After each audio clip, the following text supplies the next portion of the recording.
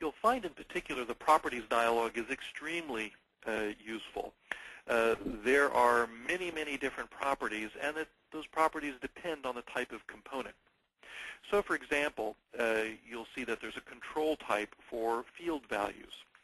And so you can quickly change from a display-only or non-editable field, which is a literal, to an editable field by just changing it to a text box. So just simply change the control type if you want editable versus display only.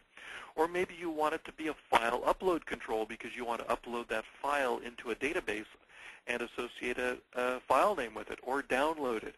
Or maybe you want to treat the field as an image. All manner of things you can do through the control type. You can set global display properties for display foreign key as, for example. You can set initial values for fields. You can adjust security at the component level. And you can even enter in .NET pass-through attributes so that while they may not be IronSpeed properties, IronSpeed Designer will generate them as part of your generated application. So you can use common .NET properties like the text and width and height and columns properties, things like that, to further govern or specify your control. One of the more popular features of the properties dialog is conditional field display, where if a field has a value, you display it one way. If a field doesn't have a value, you display it a different way, either by putting a non-breaking space in there, or maybe you put an image that says not available or something like that. Kind of whatever you want to do, very popular. Setting the display foreign key as is popular as well. That's where IronSpeed Designer automatically joins to a lookup table and essentially uses the text display to display a value rather than the ID value, which is what's actually stored in the database. Now, of course, IronSpeed Designer may pick a different text field than what you want, and so you can adjust that here using the display foreign key as through the global display properties.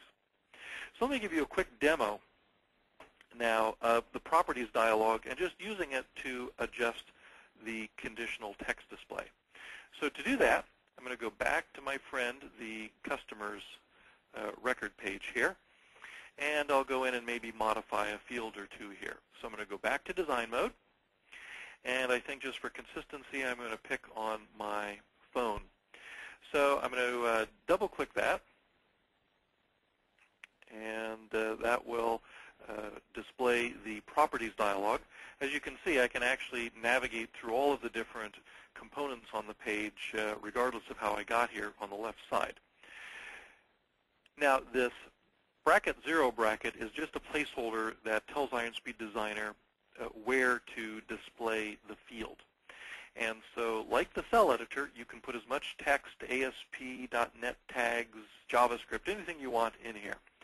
So it's just like a mini cell editor, if you will, and you can put as much as you want. So I'm just going to wrap this with a font color equals blue. I haven't used blue yet. Tag. In fact, if I wanted to do something fancy, I could repeat and use multiple of these bracket 0 brackets, which is useful if you're doing like an ahref and you want to link something. So we're going to color this as blue, and when it's not displayed, we'll just display it as a non-breaking space. Now, you might ask, well, gee, I could have used the cell editor to color it blue. I could have used the styles tag attributes dialog to color it blue. Why do it that way? Well, very simply, because when I move fields around like that, those property settings go with the control because they're not part of the cell, which is what those other style adjusting features are for. So if I now, as you notice, I've rearranged the order here. I put the phone number at the bottom.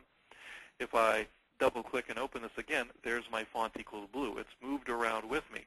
Whereas if I were to move the company name or contact title, which have formatting in there, and I were to move those around, the formatting would stay behind because the formatting is a property of the cell, not of the control.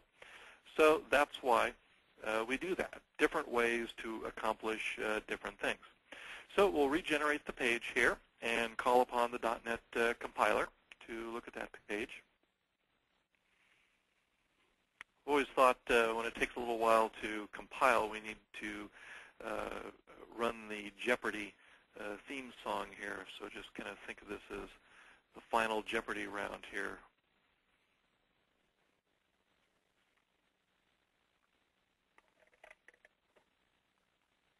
Okay, and there we have it. So if your eyes are better than mine, you can see that this is blue now, as opposed to black, which is what it was before, and we're able to move that property around.